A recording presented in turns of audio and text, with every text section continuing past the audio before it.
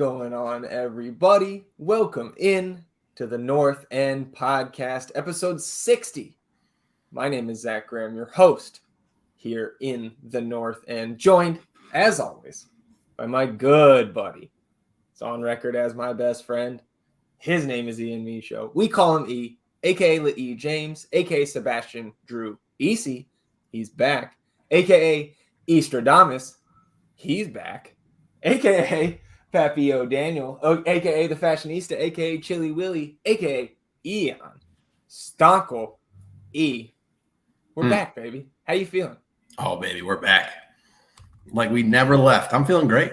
Like we said in the last pod, after we lose, we drink a little more. After we win, we drink a little more. Last night we drank a little more, and not feeling too bad, though, because how could I be? Didn't really matter what I drank last night. Could have drank fucking Malort. Been fine. Yeah, man, we're back, riding high. El Crack is back. Hope the MLS is ready. Hope MLS is ready. Apologize, Thomas. Good catch. Yeah. Good catch. Yeah, not feeling too bad today at all. I think the continuous drink or the continued drinking when we got home. Right. That definitely, amped us up even a little bit more. Yeah. Had to jump on. You were trying to go at heads, jumped on the Twitter space for the first time in over a year, I think. Trying to spread that positivity. Yeah. And that's what we're going to do here for around an hour. So let's go ahead and get into it because we got plenty to recap from last night's win over Minnesota United. We're going to preview the Real Salt Lake match here on Saturday. And, of course, touch on last business day. Real Monarchs coming to town tomorrow night on Friday to take on FC2. We'll preview that match. We'll talk about some Austin FC news. We will have our ticket giveaway. 2 tickets in the North End up for grabs. We'll do that near the end. I think we'll preempt the nonsense with the ticket giveaway and then, of course, close it out with the Best Ball League update and the Week 16 picks. Let's jump into Minnesota. Let's relive the victory from last night. Of course, starting, as we always do, with the lineup. We saw, I think, what jumped out to me first, among a lot of things that stood out from this lineup. I think overall, it was just extremely encouraging.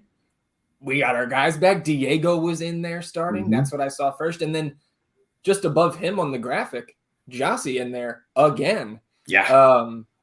So I think, starting with Diego, obviously so great to have him back.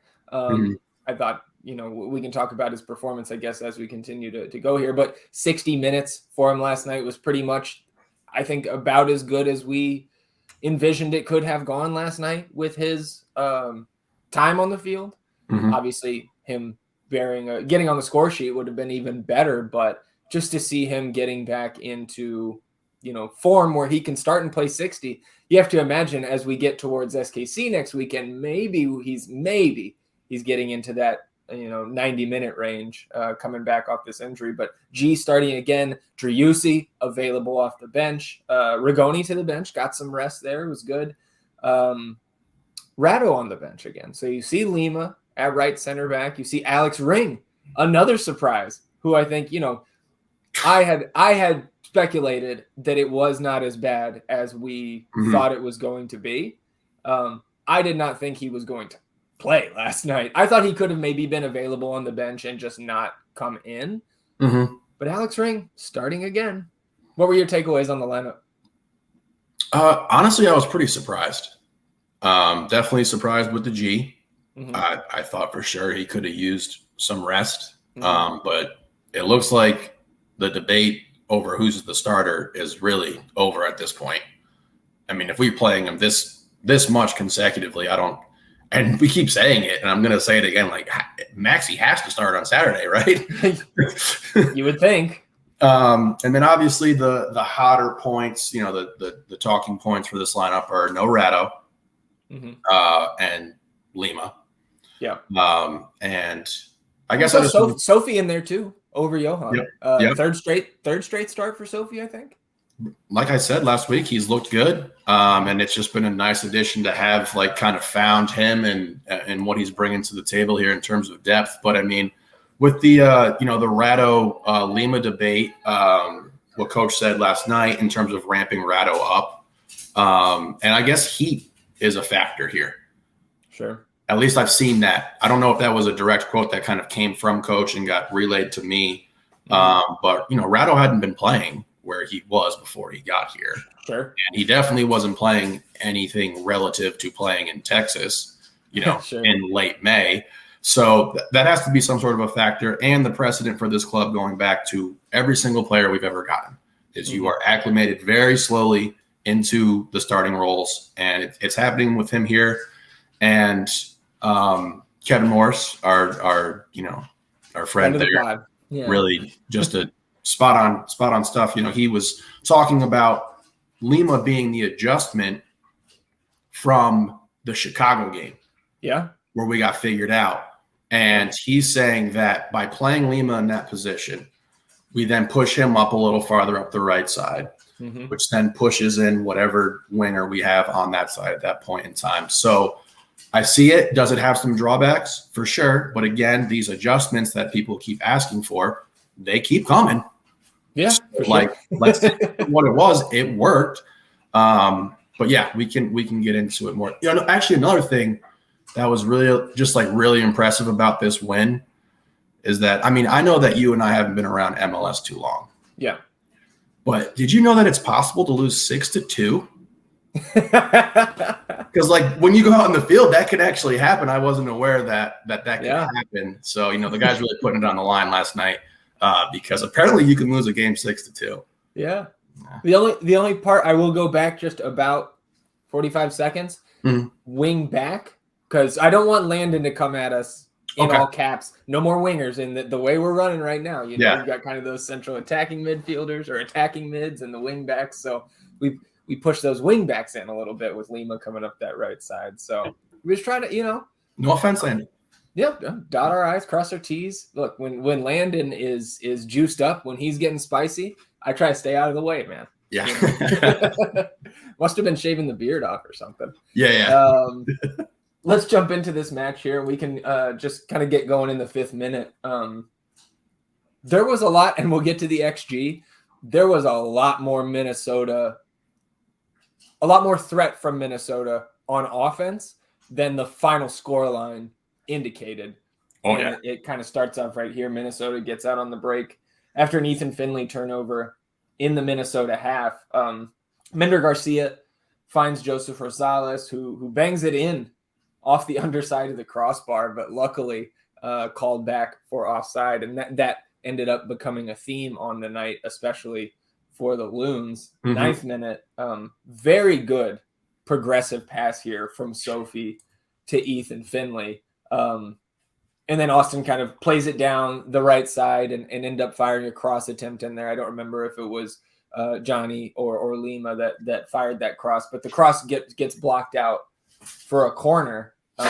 That corner is played short to Danny, who swings it on to Lima, and Lima fires a shot from outside the box on the ground. Not a ton of pace, and regardless, Alex Ring is up there kind of right on the edge of the 6. He stops that shot at his feet, turns, and essentially has an open net. And I thought he shot it at literally the only spot where Dane St. Clair could have stopped it. And that goes out for another corner. Austin runs the same play. This time Lima lofts it in towards the back post, and Ring ends up heading it over the bar. But going back to that first attempt, man, that should have been a goal. And it gave me – I know I've said this, I think, at least twice this season, but it made me once again remember how frustrated we were with Alex Ring at the end of last season when he was playing in that more advanced position up the field, of course, starting off in the defensive midfield most games. But he was the one, not Danny Pereira. He was the one who was progressing further offensively last year, and he had both some bad misses and some goals last year that were mishit. I'm thinking of the Cincinnati one in the opener last year where he just scuffs it. And because he scuffs it, it throws Alec Kahn off, and the ball ends up getting into the net. You think about the goal he scored against John Postgame, where he fires it right at him, and it goes through his legs. Like, again, it's not a knock on Alex. We need him. We are nowhere near in the spot we are this season or the previous two without his efforts. I'm not knocking his skill or anything, just trying to remember back to how frustrated we were with him at times in this position last year. And this is just, I think, another example of that. He hasn't had a ton of opportunities to contribute, in the 18 this year, and couldn't take advantage there. I'll always remember our first conversation after the Western Conference Final loss last year between you, me, Mike, Brian out at the house, and we were grilling out after the game.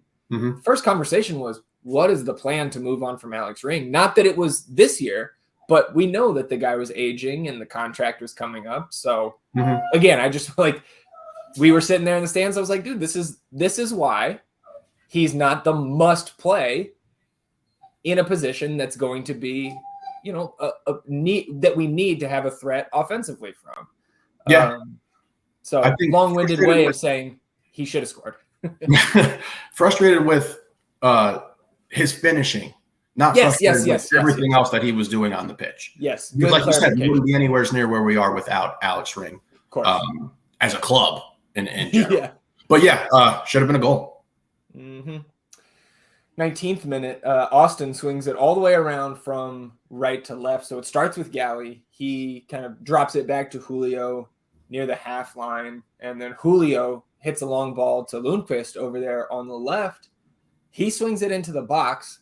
It's kind of behind Zardes and Finley, who are crashing the six.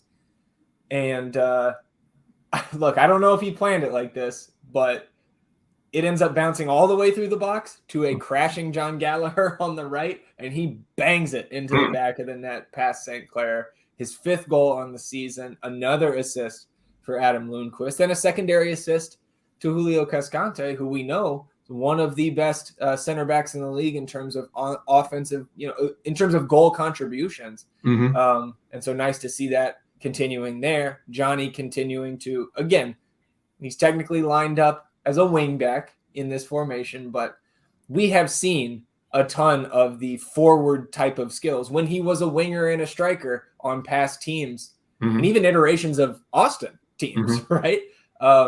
It's paying off in spades for Austin and for Gallagher this season. So obviously roof comes off, we start partying, we're back, we're up and feeling good. Yeah.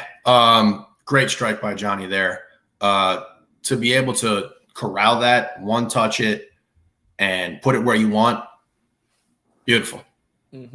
Confetti flew. The confetti did fly. And able to exhaust that confetti. It was stale from last Wednesday. So I always feel bad bringing the stale confetti in there, but try not to waste. One more goal. Especially that the biodegradable confetti. It's a little bit more expensive than your normal confetti. 26th minute, Loons building out of the back here. And again, I think I did okay with Bongi's full name on Sunday's preview pod. So I'm just going to keep calling him Bongi here. Bongi turns past Ring, kind of on the near side to the broadcast camera, still in the Minnesota half. But that turn, Mender Garcia sees it, and Bongi plays a great ball down kind of in between the Austin back line. Mender Garcia on the run. Very close to also being an offside call here. Lima gives pursuit. I thought Lima could have probably maybe done better to try to go on the inside of Garcia here instead of on the outside, because it left that pass. Like, I don't know if he could catch up and cut that passing lane off, because Joe Rosales is streaking down the left side. And so Nick tries to go kind of on the outside of Garcia. Garcia slides it over to Rosales, who's wide open, easy goal. So 7 minutes of joy, and then no longer. Thoughts on that goal? Because again, I think it was very close to offside. I think the right call at the end of the day was made. I think he was barely on. And it's going to happen with a team that is trying to just get us on the counter at that point of the game. And they had right off the start, back in that 5th minute, these guys were threatening. So how'd you feel about that goal outside of just the obvious disappointment of, man, we really just can't hold a lead, can we? I mean, they were countering us really well. Their speed was on full display multiple times. They're getting balls behind our last line of defense, and guys are running onto it.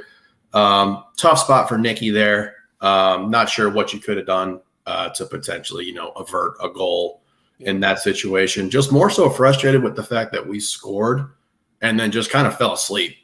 I mean, even if you look on the FOP mob and the the momentum tracker, right after we get that goal, it's just all loons for three huge mountains of loons momentum there. Yeah.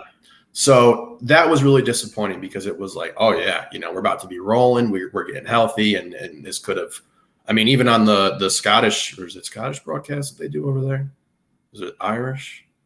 Who? There's the Irish or Scottish. Are you talking about Alistair McAllister? Yeah, Alistair McAllister. Yeah. Alistair McAllister. Oh shit, that's great.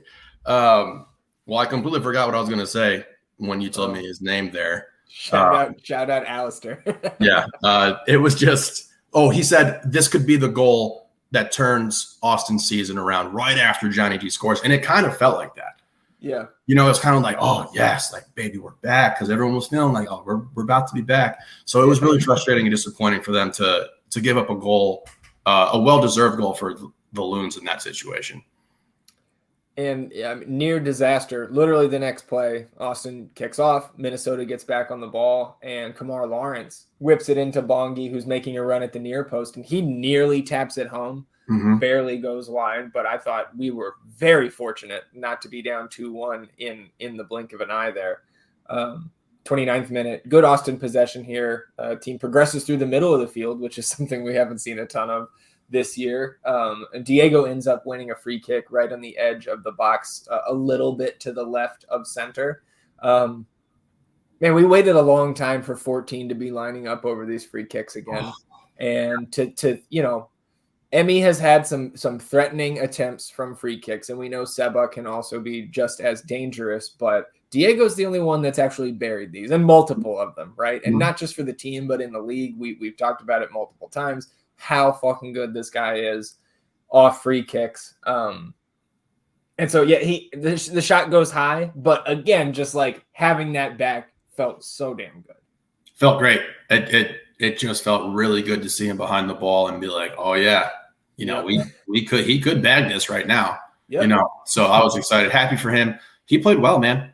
He played better than I expected him to play, and I know he it has probably been frustrated with how this season has gone for himself, been injured, coming back from especially a groin injury, which is like a nagging kind of thing, and you can't really do anything in regard to preparing yourself to play professional fucking soccer. So happy for him, happy for the club that he's back.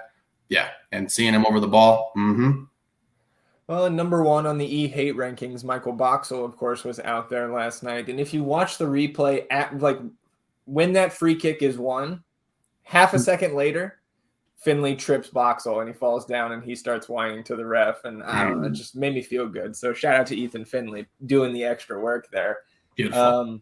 33rd minute, Minnesota corner goes long, falls to Diego, and then he taps it to Lundy, kind of near the end line, on the near side broadcast camera there in the Austin half. And that long ball that Lundqvist fires kind of goes in between Zardes and Finley. Finley's the one that ends up on it, and we've got a 3 on, I'll say 2.5, because there is a third Minnesota defender, but they're all to the left of Finley.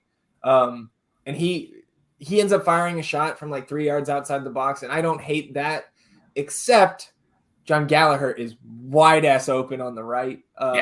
And so we've seen Finley make, I think, tougher shots than that. And it wasn't on frame, but it wasn't crazy inaccurate. It was a foot wide left, it looked like. And clearly he did not see Johnny. So I think one that he probably just wants back. And ultimately, we didn't, we're able to get 3 points regardless. But that was another great chance in the first half missed. I thought, that and the Alex chance there about 6 yards out were the two that I thought we should have done better with. I agree. 37th minute, another Minnesota corner. Played short this time. Danny rushes out there, but they kind of just 1-2 around him to create space. Will Trapp ends up on him, and he actually takes a shot from outside the box that pings off the top corner, the crossbar and the right post there. Mm-hmm. They had some guys there for the rebound to tap it in, but they were off. So flag goes up after that shot. But golly, man, these guys were. You were saying it a little bit before we started recording. You were pretty impressed with Minnesota on the night, especially knowing how shorthanded they are. No Reynoso and no Robin Lod either, because he's been out recently. 43rd minute, Michael Boxall takes out Zardes near the 18, continues to bitch at the ref. I think you and I, giving him the business. Yeah, I might have seen a few things. Yeah, this time, free kicks on the right side. Diego back over it. And on this attempt, he chips it over towards that back post, that left post. And Julio's there, and then his kind of tap-in attempt goes right to Dane St. Clair. But again, that service, Diego was solid as hell last night. And I think it's onward and upward for him, man, because we know he's nowhere near the ceiling of what he could be still. Absolutely. And I'm just so excited for our first Diego to G, because the service that's going to be coming for Diego now, and I mean, it's just going to be a whole nother level. Yeah. So very encouraged, very excited to see Diego play the way he played. Yeah, I mean, going from and it's no knock on our boys, right? But going from Rodney, going from Ethan to Diego is a significant upgrade. Oh yeah. So that takes us to the half, tied 1-1. And then Radovanovic comes on for Alex Ring at the half, and fucking 10 seconds in. I think you were still coming back from, I don't know if you were in the bathroom or getting beers or I don't think I saw you with a pretzel last night, but before you can even sit down, Rado is on the ground. He was challenging Mender Garcia on a long ball and dislocates his shoulder, down for a few minutes. We are down in the dumps, man, because, you can come back from that, but you can also be out for a while. We don't know his history with that injury. Apparently he has a history with it, and trainers pop it back in, and he continues. Josh said after the match that he's dealt with that before, and the way he made it sound is that he's dealt with it kind of throughout his career, and that it maybe has happened in training since he's been here as well. So, I mean, he was next couple minutes, he's rubbing it, he's moving it around, but I thought he also played very, very well for the half that he was in there. He's good, man. The crisis averted there. One thing on the rewatch is, we had Tony Husband and Ross Smith on the call last night.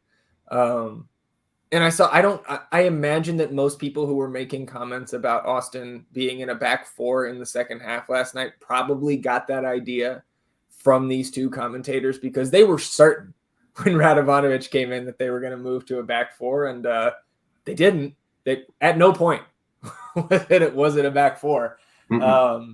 So it wasn't, we like to talk about adjustments that we see. That was not one. So again, the five at the back, or, when we have the ball, the three at the back, it's still working. Yep. 54th minute, Zarek Valentin comes in for Kamar Lawrence on the Minnesota side of things. Lawrence had collided with Nick Lima, and I think it tweaked his knee or something. He immediately called for a sub, sits down. So it didn't look like it was anything dire for Lawrence, but you never want anybody to get seriously hurt. So it was good to see him get up and walk off. Absolutely. And I do think that Zarek Valentin was a downgrade from Kamar Lawrence the rest of the way. 58th minute, Sophie, nifty turn and a great pass to Danny, just splitting two Minnesota defenders. Danny slides it on to Lundqvist, who fires another great ball. Dude, his service coming in, his service and his threat with the ball at his feet to shoot. We know he hasn't scored yet. He's going to by the end of the year for sure. These dumbass Houstonians letting us get him. He's good, man. He's good, and he fits perfect for what we want to do. Yeah, especially it's credit to Josh for finding ways to put these guys in positions to make them successful. Because it was less than a month ago where we were like, ugh, how much did we pay for Lundqvist? Yeah. And now we're like, you said idiots letting us get him. I mean, this cross, though, low across the face of goal, and Zardes is there outstretched, just like a split second, inches away from tapping it in for his 4th straight goal. And Johnny G on the backside couldn't quite get there either. And both guys, throw their hands up like, should have had one right there. So again, and I'll throw that into the pile too. I think G, obviously he's in the right spot, but almost doesn't count. And add that to the pile of, I think, three times now where we could have finished and scored a second goal earlier than we did. The next minute, Austin's still on the front foot. Turnover by the Loons. Lima pings that ball into the box. Just kind of like haphazardly. It was more of just like a clearing touch, but Finley ends up running onto it. And then as Finley's like kind of falling down from the defensive pressure, gets it to Diego, who's more near the top of the box. Finley pops up and Diego slides it right back to him. So Finley had the space at that point to fire in a cross, and kind of near the spot, Gallagher's running in and he gets a touch, but St. Clair was able to make the stop. And it was just another just really dangerous chance where we just weren't quite able to finish, but both sides had their chances last night. And there were more for Minnesota that they didn't finish than for us. So it was an exciting game. Very exciting. If you got a chance to see it, like, man, you can't ask for much more in terms of like the opportunities. Obviously you want to see goals, but shit, it was hard to stay seated. Well, nobody was seated here in the 61st minute because we see Rigoni come on for Diego, Maxi come on for Driussi, and the return of the king, Sebas Driussi, in for Ethan Finley. Whole stadium standing as we should. And it was pretty funny to see. I think what I said was the entire country of Argentina ready to sub in for Austin right now. Sangbin Jong also came in for Minnesota at this point. And in our excitement about Seba getting back, I think both of us missed that sub because like 5-6 minutes later, you and I were both like, oh shit, Sangbin is in. And I think both of us think he's pretty darn good. He's good. I saw two Sangbin Jong jerseys at the stadium yesterday, and those people weren't together. So Minnesota fans are taking to him pretty quickly, I think.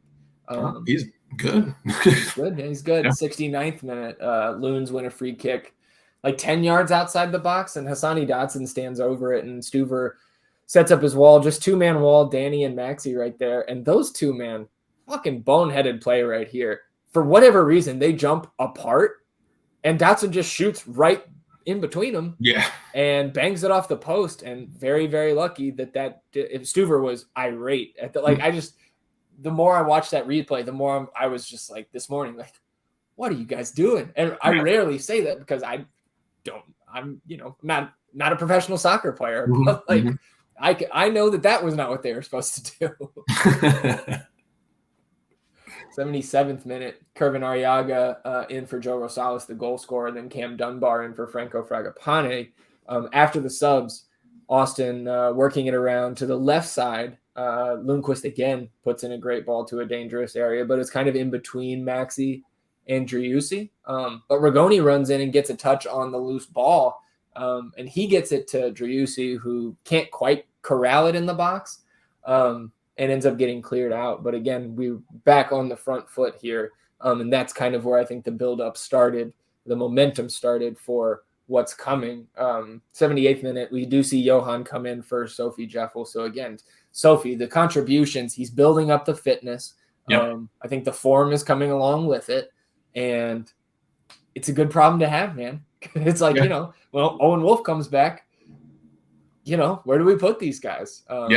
Absolutely. And it was nice to get Johan in there. Yeah, absolutely. That's it's nice. Well, we needed, he needed, I thought, a little bit of a bounce back performance after Houston, and he didn't have a ton of time to make an impression on the game, but especially on the rewatch, he was solid last night, I think, at worst. then 82nd minute. I think this is the goal here. So I guess Lima takes a long throw, puts it right into the group that includes our center with Rado and Julio right there. That is exactly where we want to put these long throws. It ends up falling to the ground, and then Julio, some discussion about whether this was an intentional flick out of this pack or not. But regardless, Julio flicks it out. It finds the feet of Driussi for the winner. Or at that point, the go-ahead goal ends up being the winner. But what I wanted to draw people's attention to, there's greatness there. And then also I forget who pointed this out, so I apologize for not crediting you right here. But somebody pointed out on Uncle Dave's video of the goal from the north end, you can see Lundqvist outside the box. He's 10 yards behind Driussi, and as Seba shoots it, he motions with his foot and kind of mimics him. And I thought that was a great find. That was pretty entertaining. But what I would draw people's attention to, this is not going to show up on the highlights on YouTube or whatever, the short recap, but what led to us getting that throw is a 50-yard sprint by Emiliano Rigoni to pressure Dane St. Clair and force him to turn it over out of bounds. So Rigoni has not been good. We talked about that last episode. The last 2 games, he looked tired. He was a lot less inventive, and I thought a lot less active defensively. And so him coming on here, maybe a little bit fresher, didn't make a ton of impact elsewhere in this match, but that set up the opportunity for us to score this goal. So I did just want to give, I did not see that at all in the stadium last night and only saw it on the rewatch. And for, I don't think he was great last night, 6.3 on the FOTMob ratings there. So pretty average, but I just wanted to give him his credit because we don't get that opportunity without that sprint and that effort defensively from him. So I give it up for him on that play at least. Absolutely. And I mean, another thing that, needs to be said here is that for the Lima start, we score goals off long throws. Like we do. It leads directly to points, and he is by far and away the best at the long throw and into the box. We treat it like a corner. Yep. So, obviously there's Nick had an up and down kind of game last night, but that is another thing that he brings to the table. And when you're struggling to score goals, having that element into your attack plan, like built into your attack plan, is great.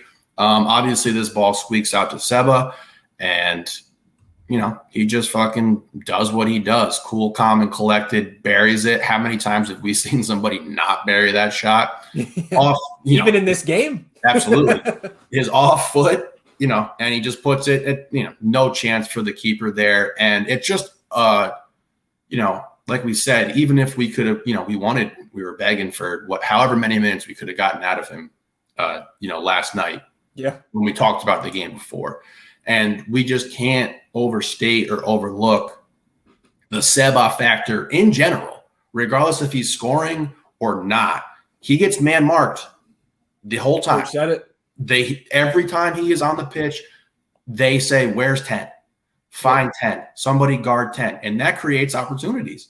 So it was awesome to see. Also, the headiness that he has there to get himself back on side. Good point. Position himself, be ready to score a fucking goal. That's why, that's why we've been just pleading. Like, once we get this man back, we will see what we're actually about. And now he's back. So, like, I hope everyone's ready because he's coming. You can you can feel it. Yeah. He's ready. It's been a frustrating season for him too. Of course, everyone's frustrated on that club right now. Bro, we knew when he started taking receipts 3-4 weeks ago of people saying dumb shit on Twitter and him retweeting or like whatever. You've been saying it. It's coming. And it came last night. I mean, this is a game winner right off the rip, right when he's back. But look, even though it ended up being the game winner, holy shit, did we want to give those 2 points back? 87th minute, Loon's long throw finds DJ Taylor. His shot pings off 2 Austin defenders and loose in front of the net. Minnesota able to put it in. Everybody surrender Cobras. And it goes to review, ruled offside, and it was the correct call. So very lucky though that we have VAR.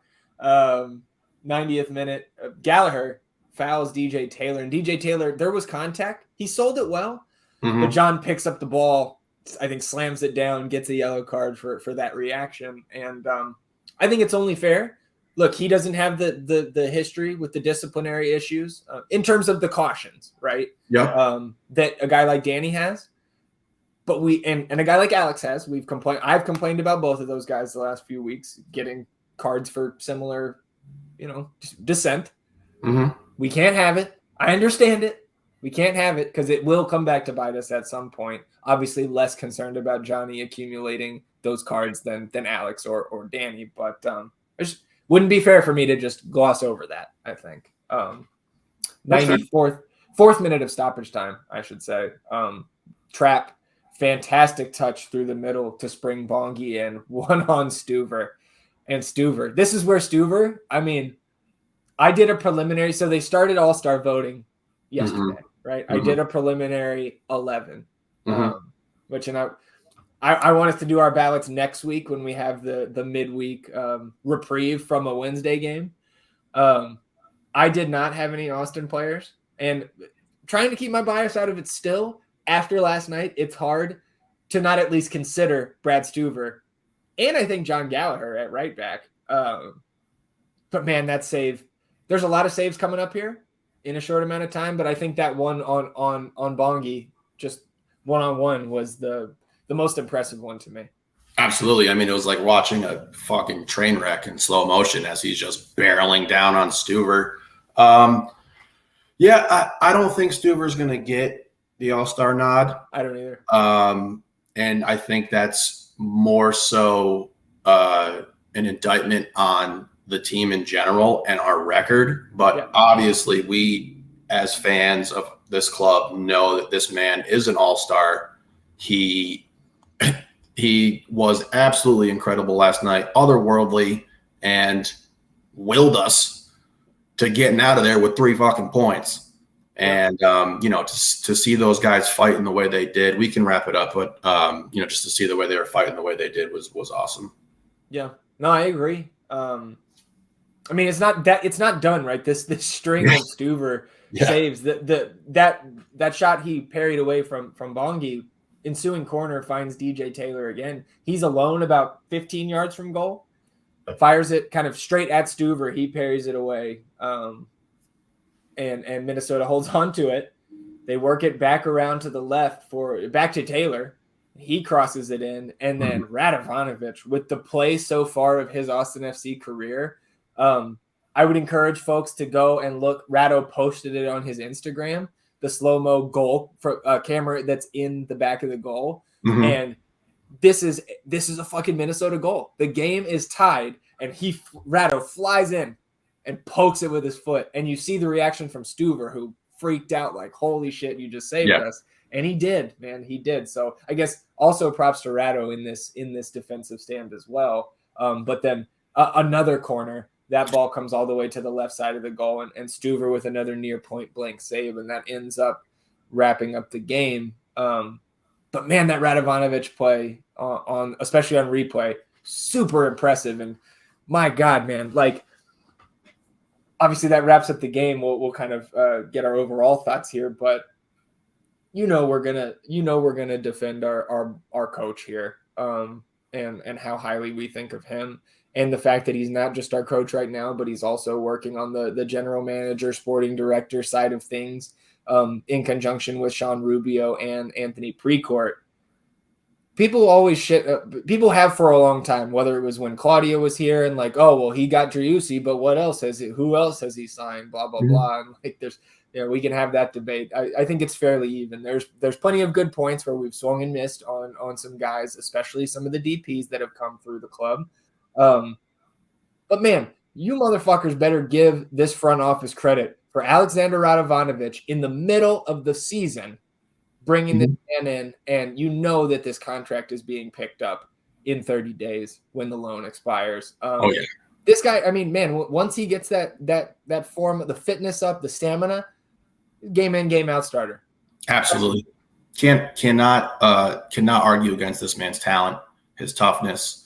To find this guy in the middle of nowhere, not playing, in a poor situation with his coach.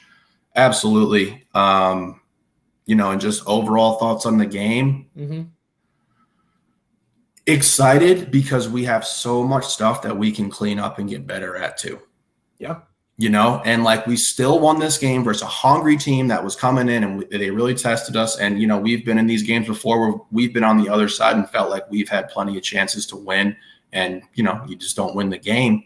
But man, it's looking good right now. We got to feel good about it. And I don't know, I had a few adult beverages last night and got on the Twitter space and tried to alienate some people, I guess. But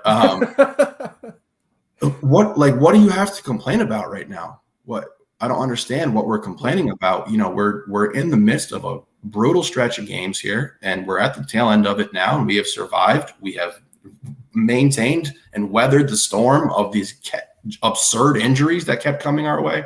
Mm-hmm. So really happy. The excitement on Maxey, like his celebration, was just awesome to see that because we haven't seen it. Yeah. We have not seen it. And it was those guys know, right? Like he knows. Look, our guy is back. Oh yeah. It was like awesome. We said, it reverberates through the team. Mm-hmm. It's a morale boost. Even to just see him over there warming up, sitting on the bench with the guys instead of up in the loft or in section 120.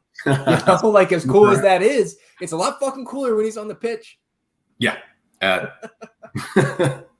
54% Austin possession, 22 shots to 13 in favor of the Loons, but just 7 on target for Minnesota compared to 6 for Austin. So much closer in that regard. Only 7 of the 13 Austin shots inside the box this time. But again, we complain a lot less about that when we win. Mm-hmm. Here's the number that stands out. 3.09 XG for Minnesota, 1.27 for Austin. Like we say, whether win or lose, G is the stat that counts. Mm-hmm.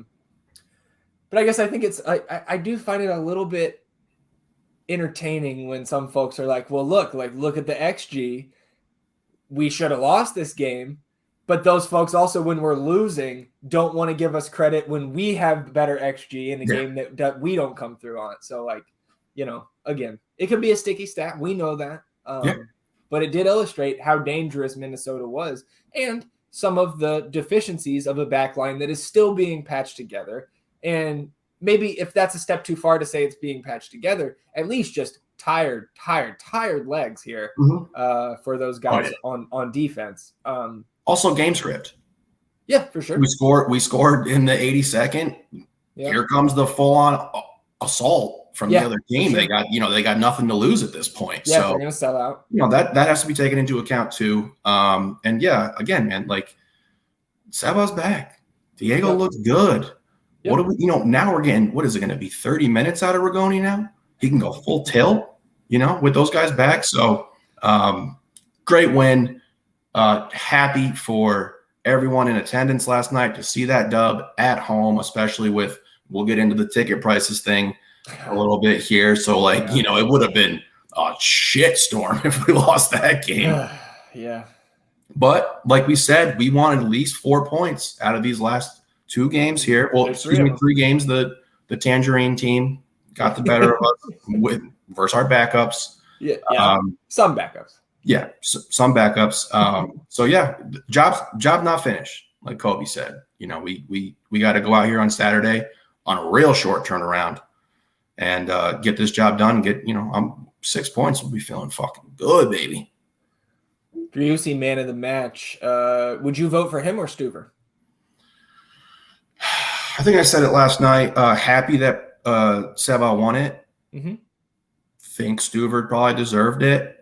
But Seba first game back, glad that yeah, for sure. Got it. I mean, I think your opinion is the majority one amongst the fans after last night. I don't necessarily disagree. I don't think you have that Stuver flurry at the end without Seba scoring the goal. And I'll credit Profe with that take. That I stole that right from him, and I thought that was a good point. But it was still no complaints, whichever guy got it, because both of them were fantastic. In the so was Julio. Yeah, Absent and Julio is the one that makes team of the week, along with Brad Stuver. Julio, 2 assists on the night. Let me pull up what Communications had tweeted out. And he was tired too, man. He was tired. He gutted it out. I mean, he had to cover a lot of ground multiple times where it's just flat out sprints versus a striker trying to get back. So just really proud of this club, man. I'll just read off these stats that Communications has put out, the PR account has put out today. Julio Cascante is the first center back in the league this season to record 2 assists in a single match. He also tallied 5 duels won, 3 clearances, and 2 interceptions versus Minnesota on his way to the team of the week honors. John Gallagher now leads all MLS defenders with 5 goals in 2023 and is tied for the most goal contributions amongst defenders with 7.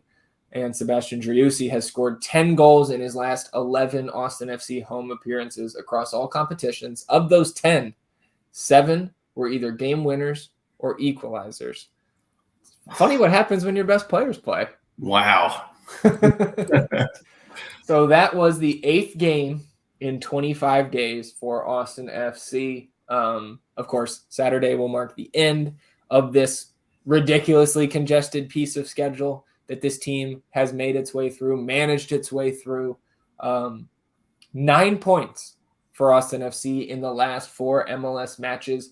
Only 3 other teams in the league have that type of form over their last 4 league matches. And those 3, Ian, are top 3 in the Supporter Shield standings. So yes, they are.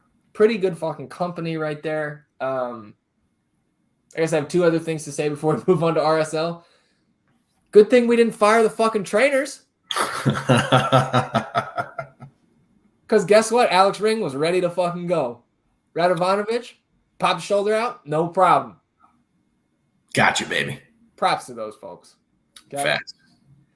And, we touch on this, and I'm sure we can sound like a broken record at some points, but even after last night, and that was part of, I think, what spurred us to the Twitter Spaces appearance was some folks cannot stop their obsession with trying to find something wrong with what Josh Wolf did. And look, we lose, they're immediately Wolf out. He's the worst. We got to get rid of him. He does this wrong. He does that wrong. When we fucking win, none of those people give him credit for shit. And it's ridiculous. It can't be on the coach every time we lose, and then not because of the coach that every time we win. Yeah. And of course, the truth is somewhere in the middle in both scenarios. But motherfuckers got to have some how many times we said this? Have some fucking perspective and be realistic. And look, Josh is also part of this team. You should be cheering him on just like you cheer the players because he's putting these players in positions to succeed. And when we do succeed, he gets fucking credit too. Absolutely. Coach Wolf rant done for the day. I mean, to me, it's a fucking flow chart, right? So if you want to say Wolf out, okay, either you're yes or no there. Okay, so if you're yes, okay, who's the coach you're going to get to replace him? Yeah. Okay, and then if you have a name in mind, is he available? Yeah. Okay, is he available? Then if he's available, that's a yes too. Then does he actually want to come to MLS and coach Austin FC? Okay. And then do you think that Anthony Precourt is going into your tweets and being like, oh yeah, the guy you said at the first point, that's who we're going to hire? And also it's like, we just gave this man an extension. Yeah. Do we want to set a precedent as a club that we're going to give a head coach an extension and then fire him before he even gets to finish the fucking first season of that deal? Is there a franchise in American professional sports? So your American football, your NBA, NHL, MLB, MLS. Is there a franchise that anybody can name us that has had sustained success this century without sustained or without consistency on the bench? Yeah. I mean, I'd have to look at baseball, I guess, but nobody gives a shit about that anyway. Of course, you got to have somebody at the helm. And then even if you have like we've said before, the narrative has gotten hijacked so much to the point where it's like wolf out, wolf out, wolf out, that we can't even be up here and be saying, look, this is a top 5 staff in the league. Mm-hmm. And we look good. And I think I've been thinking about it a lot more, obviously, in regard to, where people are coming from with this. And I think what needs to be understood, and something that I had to understand, is that you have a built-in part of this fan base who are diehard soccer fans who have had clubs dating back to when they're children. I mean, they're waking up at 5 o'clock in the morning to watch EPL games. They're staying up late to watch whatever, League One games, whatever it may be, Spanish, whatever it may be. You look at Bundesliga, right? Mm-hmm. 11 championships consecutively for Bayern. Jesus, I didn't even know that. 11 in a row. And that is never going to happen in this league. No. Because we don't have, a franchise playing some sort of team that just got promoted with a population of 20,000 people. Yeah. Like, they can't afford to, and there's no salary cap over there. Yeah. So, like, I understand perspective for those guys who come, and I'm not going to tell anyone how to be a fan of whatever club, where it's like, we need silverware every fucking year because this is what we do. And it's like, okay, I get that. I respect that.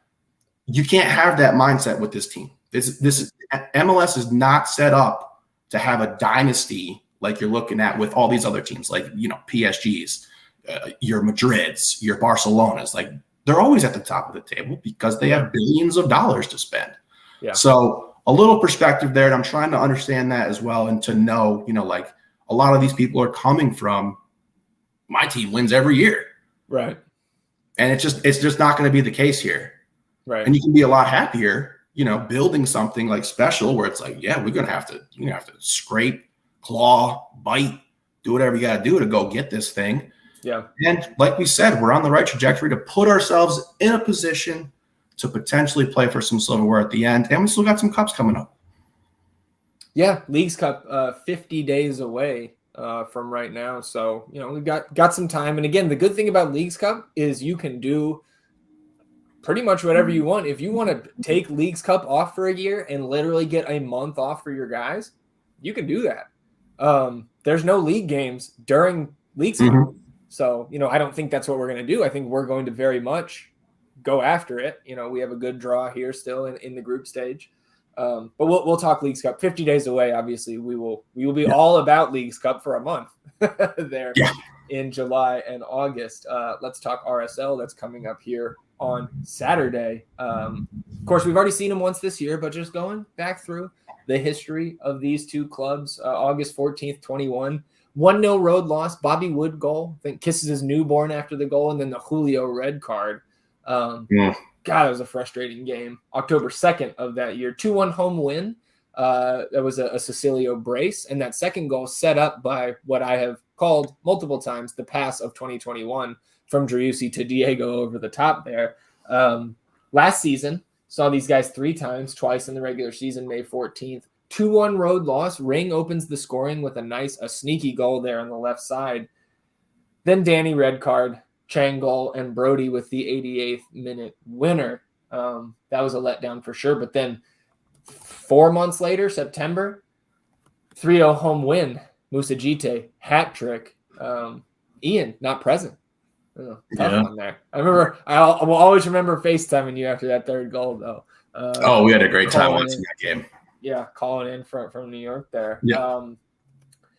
October 16th last year, first round of the playoffs, 2-2 draw, but then a 3-1 victory for Austin in penalties. And then this season, you get that red card demon off. If we're talking about demons this week, shout out to Bill West. We beat that groin demon this week. We beat the red card demon at Rio Tinto back on March 11th with the 2-1 road win. Bangers from John Gallagher and Owen Wolf in that one. Looking at what this team has done lately. Zach McMath out with a concussion, so Gavin Beavers started last night. And you would think potential for Beavers, the backup keeper there, to be in net. But I honestly think that might not be much of a drop-off because I'm pretty sure that's like kind of their keeper of the future type of guy. Like, I don't know how you would compare him with Damian Luss, but just in the sense that he's a little bit further along. I think Beavers still maybe I think, on the roster for Real Monarchs, but in there last night, and I don't think that was his first start for them. So we may see Beavers in net here on Saturday. Brian Oviedo, their left back, also out with a groin injury right now. I think he's expected to miss on Saturday. In terms of their recent form, they did lose to Galaxy last night at home, 3-2. And then prior to that game. What's that? Galaxy had to win that game. Yeah, coming off the firing and all that. Yeah, Galaxy now sitting on 12 points, tied with the Rapids for last in MLS. Rapids, 5 L's in a row on the recent form there on FotMob. Prior to that 3-2 loss last night, though, they had drawn Minnesota on the road, then they beat lowly Colorado on the road and drawn Portland at home. And before last night, had only had one loss in all competitions over their last 10 matches. That loss was a 3-0 loss to LAFC, so no shame there. It's a team that have not been getting the wins, but have been extremely competitive throughout basically the last 2 months. So certainly, no slouches here, but Austin, I think, in my eyes, definitely the favorite here on Saturday. So let's turn to us here. No Leo, we know that. And, of course, no Owen. So what do you think we're going to see in the lineup?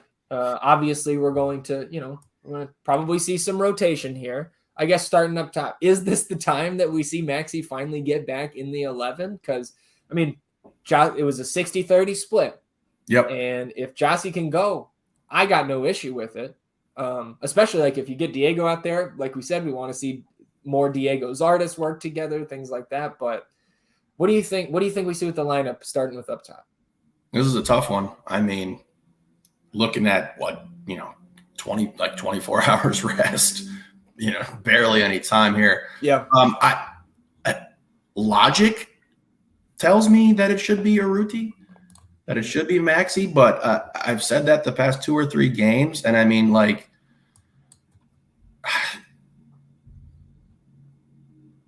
going to say it's G. I'm going to say G starts again. I don't see myself being right, but I'm going to go ahead and say it. Very interested to see what happens with Diego here. Yeah. If he's going to get the right metrics to be able to be like, oh yeah, we can run you back after the time you gave us, on the Wednesday night here. But yes, I would like to see him start again. I think Finley had a rough night last night. So I think you get the Rigoni start again. Okay. And again, we got to get some rotation for Danny here too. So still sitting on 4 yellows. So that was 2. Now we're 2 games in. 3 more and he can get 1 knocked off.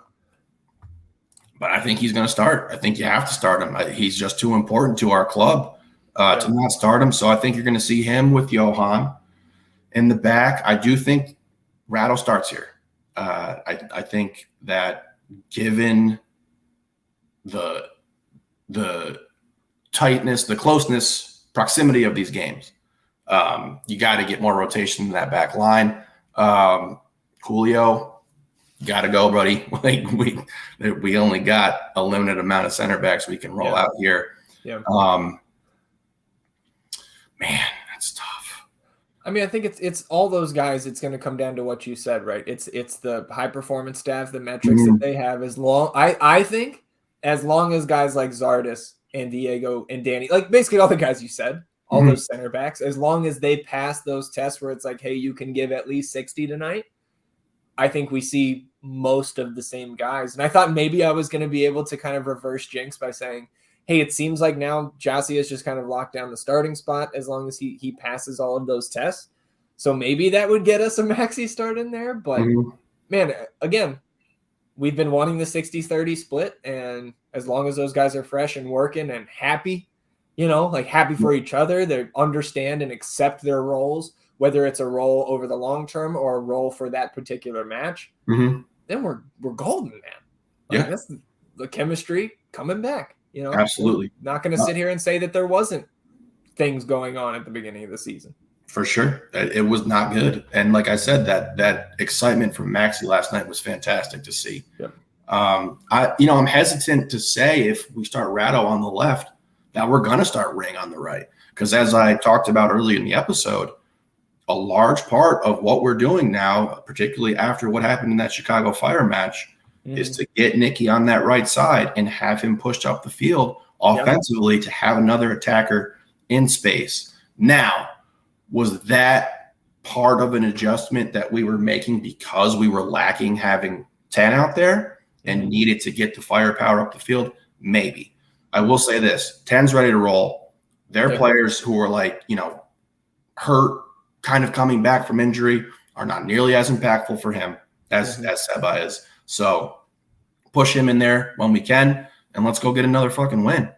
Yeah. I mean, if you can get another 30 minutes out of Driussi here and then hopefully a start and 60, 70, maybe more the next weekend, we're feeling great. Absolutely.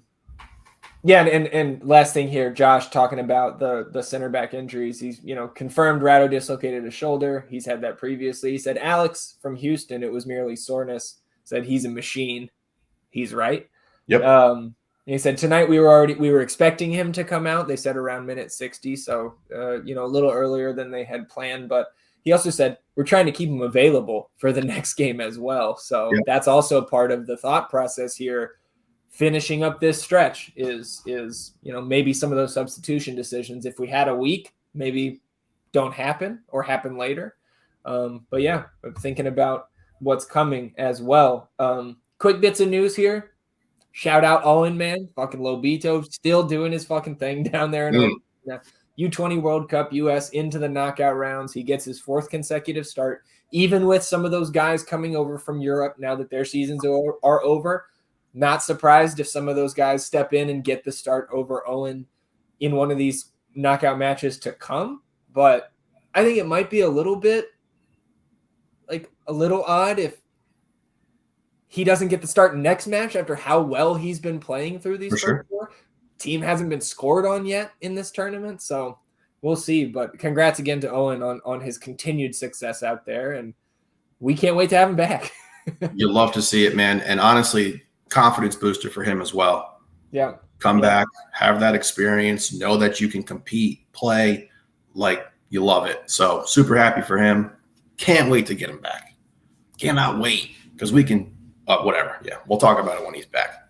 Speaking of call-ups, Julio Cascante on the initial roster here for Costa Rica's squad in this summer's Gold Cup. So, I mean, look, I saw Jorge laughing at the idea earlier this morning. And we're big fans of Club Deportes.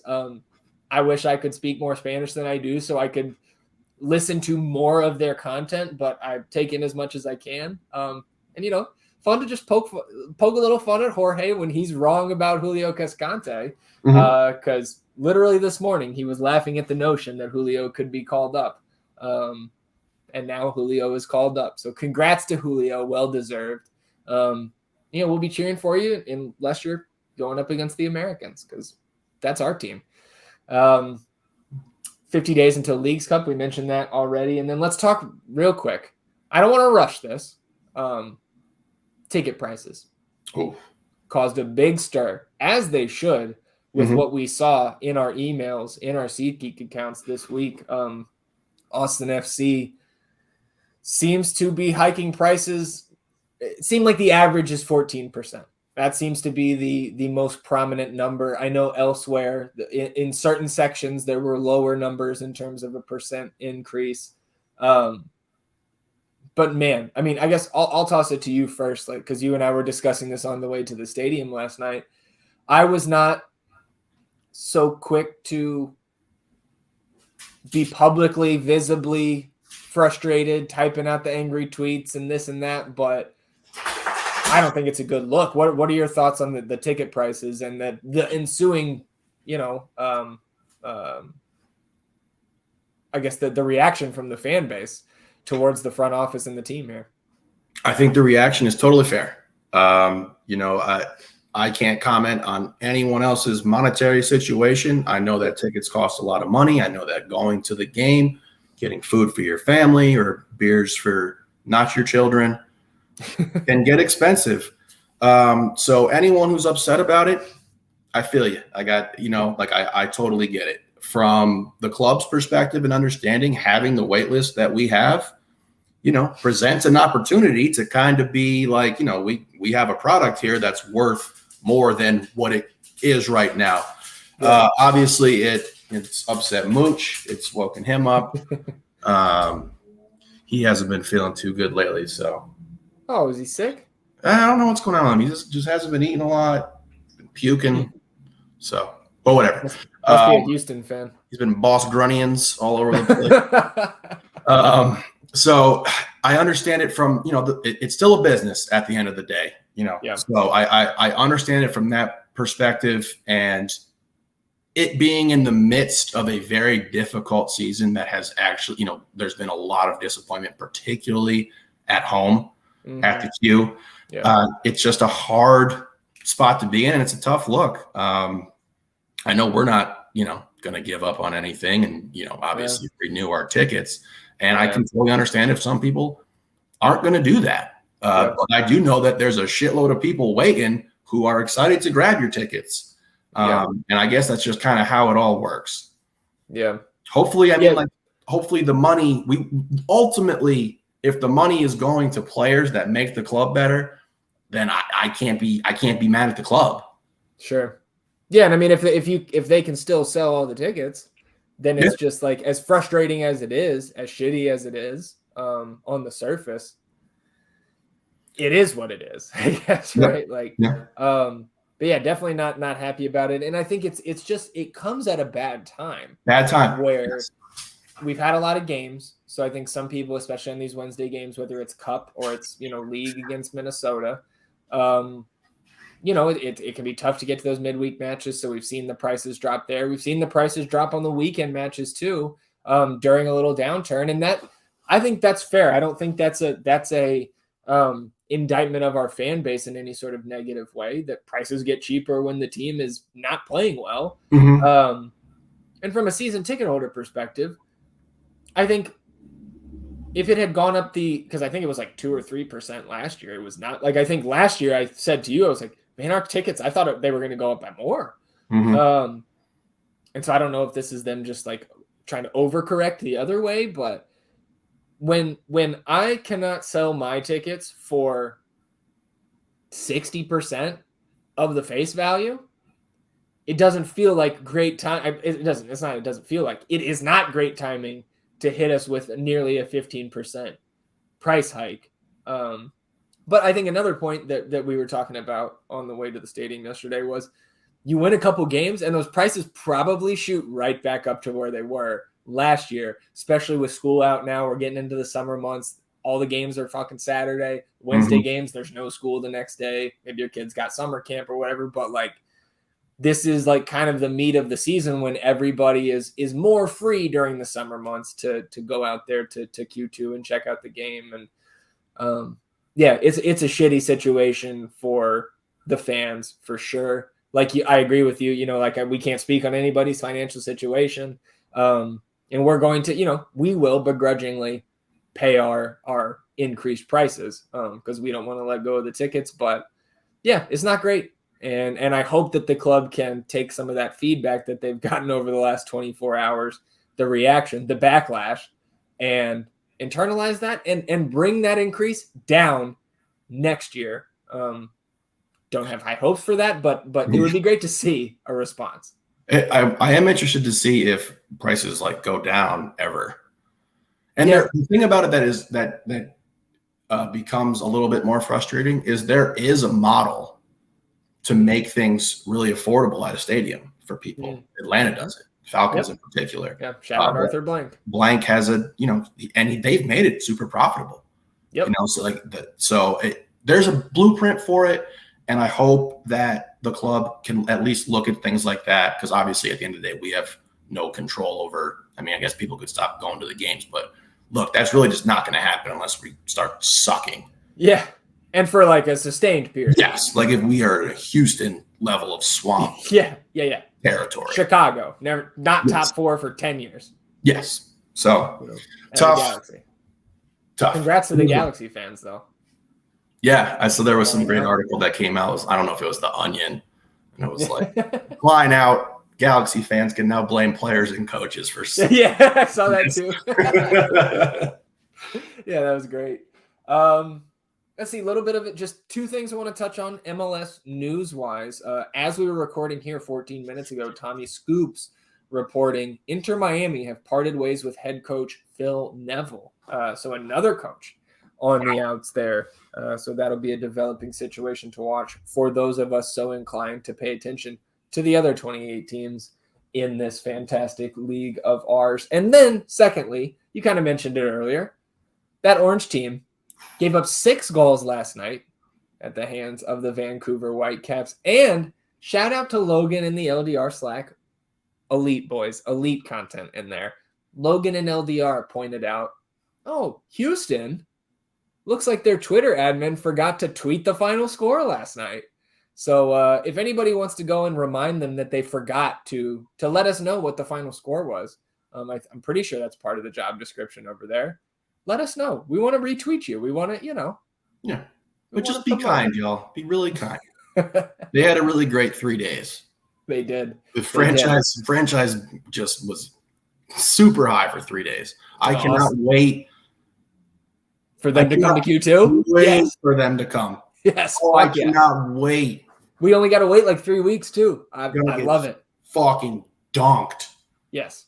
We're going to crush them at home. Oh my God. We're going to beat the shit out of them. Don't let us down, boys. Let's talk last business day here. Preview the Real Monarchs match tomorrow night at the pitch. 8 p.m. Central is kickoff there for Verdos. Real Monarchs. We got a score predict, RSL. Fuck. My bad, Easterdamus. Trying to break my streak, baby. Look, I can't let you have that much success. I was just trying to, sneak it past you. All right. How much are we winning by on Saturday, Easterdamus? The Seba effect is real.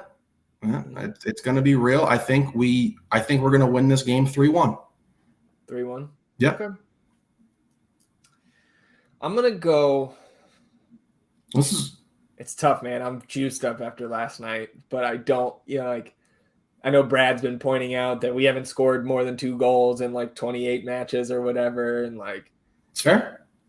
But we got the juice back now. We do. He's back because they're not full go. I'm going to go 2-0.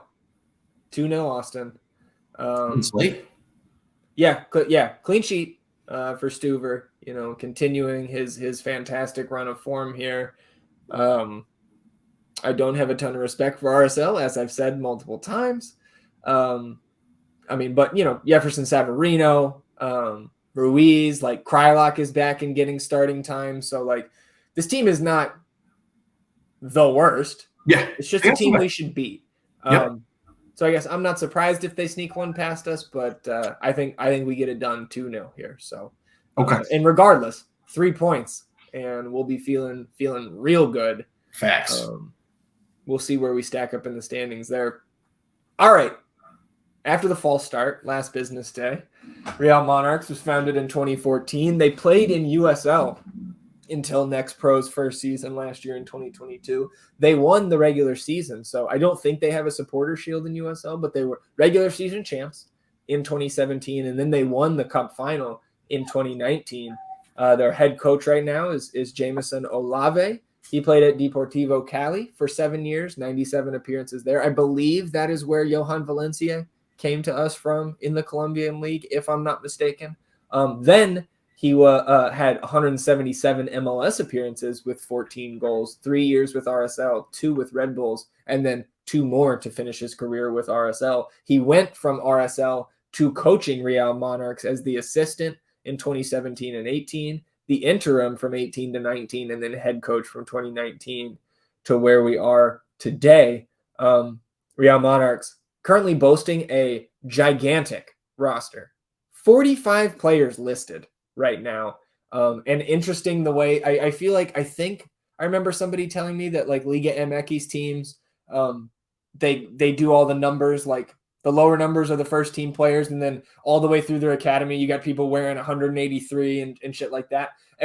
All 45 players on this roster are numbered 20 or higher. Okay. So you get some big numbers out there at the pitch for the opponents. Currently led by Diego Luna with 3 goals plus assists, but we know Luna down there with Owen in Argentina with the U20s right now. They have 10 first-teamers on this roster, including Luna and Gavin Beavers, so those 2 guys will not be there. But 21 academy players on this roster, and they have not been great so far this season. 4 wins and 6 losses in their 10 games so far, 9 goals for, 19 against Real Monarchs in the table right now, sitting in 11th place out of 14 in the Western Conference, 12 points from their 10 games played. And when they have played the North Texas, the Tacomas of the conference, they have gotten their ass whooped.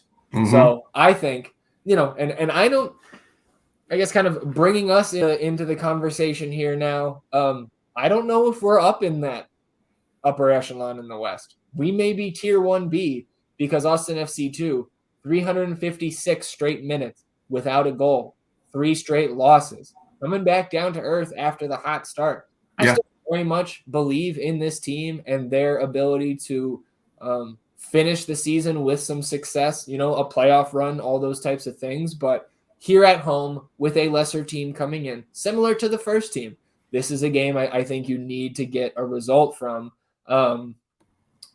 Congrats to Bobo, another call up for Uganda. So he'll be out of here soon to go, play for his country once again. Love that kid, man. Bobo. I don't know what's up with the FCC Toe boys. Yeah. Something's up. I don't know if there's any sort of correlation between the fact that we had to, try to get David and CJ potential minutes on the first team club because we were so banged up and that could have potentially messed with our chemistry. Some of these we have rotated even when they've come back, and some of these lineups haven't looked great together, looked a little disconnected. Would love to get Valentin Noel back scoring again. The way he started the season really hot. Well, shit, we haven't had an update on him. Yeah. I wonder if I can find something. Sorry to interrupt. I wonder if I can find something as we go here. Maybe they posted. No worries. So it's, again, I have full confidence in this club. Lucci has full confidence in this club as well, I guess. But, you're going to have to go out here and earn it because we have definitely taken a slide back after beating some top-tier teams. And then also, look, we lost to a good Houston club who we said nothing to scoff at on their, fixtures this year and how they've gotten results or not gotten results. So I'm hoping for a bounce-back game for the boys. They definitely need to get some stuff figured out and get rolling back on track again. Yeah, and unfortunately, you and I don't think going to be able to make the game tomorrow night. So unfortunate. We always love going out to the pitch and supporting our boys, but hopefully they can get it done in our absence. I guess one thing left to do here. I think it's lineup predictions, right? I think we run out our first choice. I think we get Sally Maz back in there. We get, CJ and David and yep. Hopefully Valentin is good to go tomorrow. Definitely looking forward to an update there. Score predictions. I think both of us think this is going to be a dub. So how much are we winning by tomorrow night? I think we win 2-0. I want a clean sheet for Damien. And, we know that this team has the ability to score goals. And we could just be in a bit of a rut, hit the proverbial wall after a great start, flying high. Got to bounce back. Again, not the longer, not a long season, but, you got to go through the ups and downs, the highs and lows, and weather the storm the whole time. So 2-0, I think a bounce back game for us here versus a club that we should beat. Austin FC 2 still in third place in the West. Banked a lot of points to start the season, but only 13 goals for in our 11 games. So I'm going to go 1-0.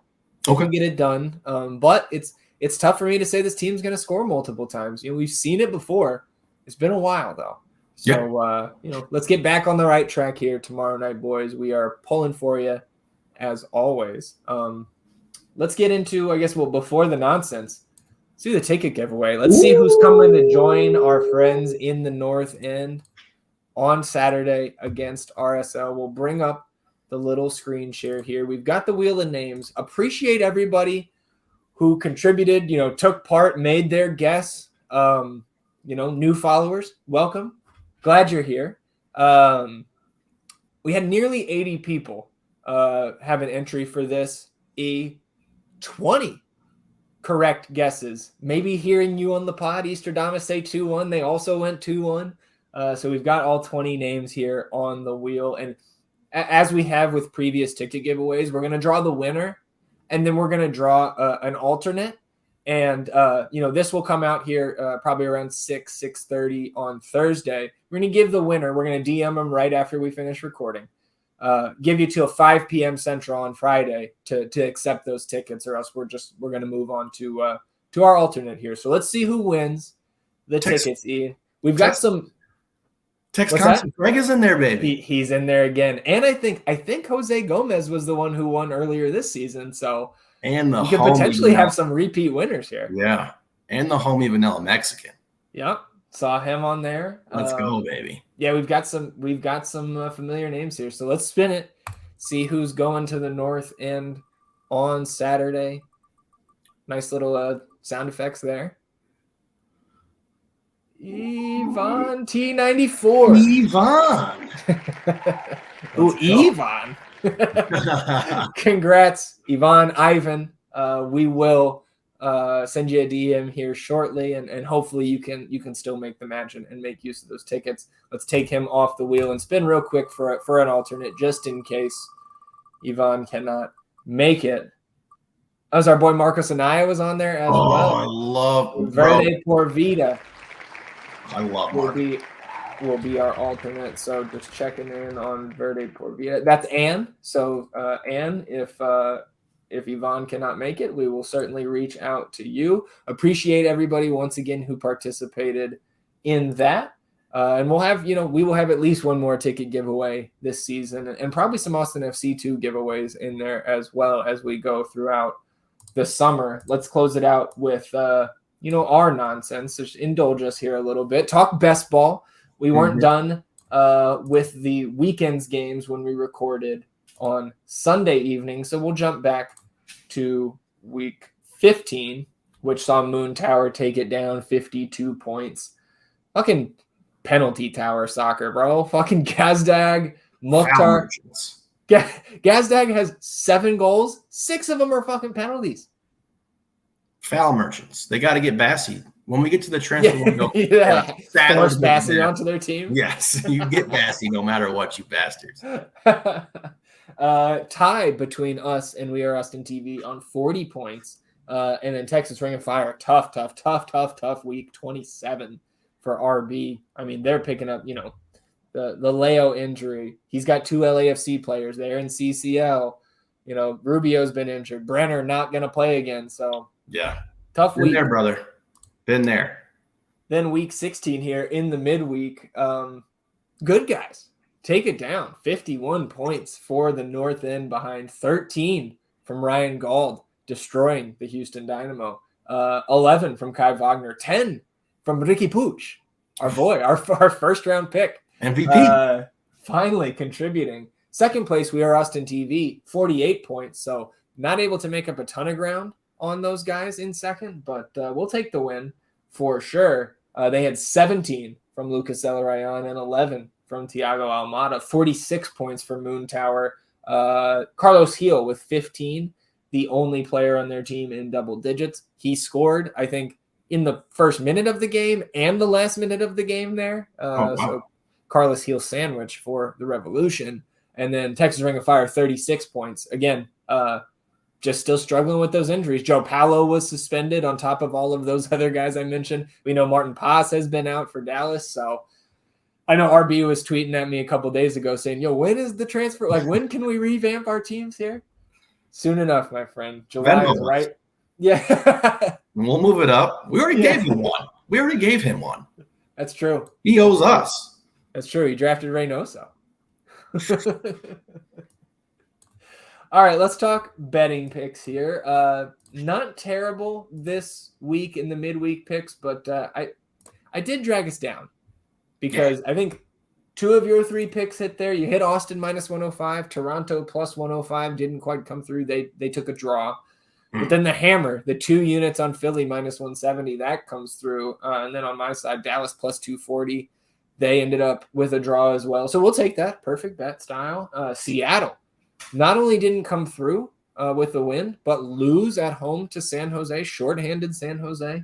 Columbus minus 125 did come through. Minus 0.07 units on the week. So lost 70 cents there. So now minus 27.11 units on the season. Week 17 picks. Coming in hot. Start us off. What's the first team on your week 16 card? 17, excuse me. Everybody's favorite team. Going back to Austin FC, baby. Minus 105 at the Q. RSL coming to town. Number 10 is back. 14 is back. Looking good. Lock it in. Lock it in, Austin, minus 105. I like that. And then I'm going to go to perfect bet here. Back to Dallas, hosting Nashville. They're plus 120 here at home. So we don't have to explain the perfect bet and our rationale anymore. Give it to me. Dallas plus 120. Lock it in. 2 good teams. Should be a fun game. Yeah, that should be a good game. Should be a good game. And if it ain't broke, don't fix it. The hammer, the first ever hammer in North End podcast history, paid dividends for us. So I'm going back to the sunniest city in town, Philadelphia, minus 195. City in town? City in town. City in Pennsylvania. Playing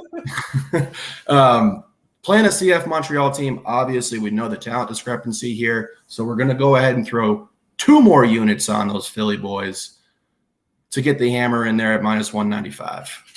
All right. I like it. I was back and forth here. I'm going to another perfect bet, but it's Houston visiting St. Louis City.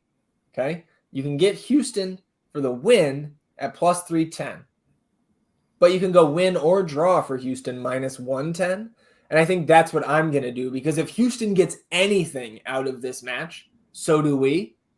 And if they lose, we love that. So I'm going to take Houston to win or draw at St. Louis City, minus 110. Lock that in. All right. Bold, a team that just gave up 6 goals in their last game.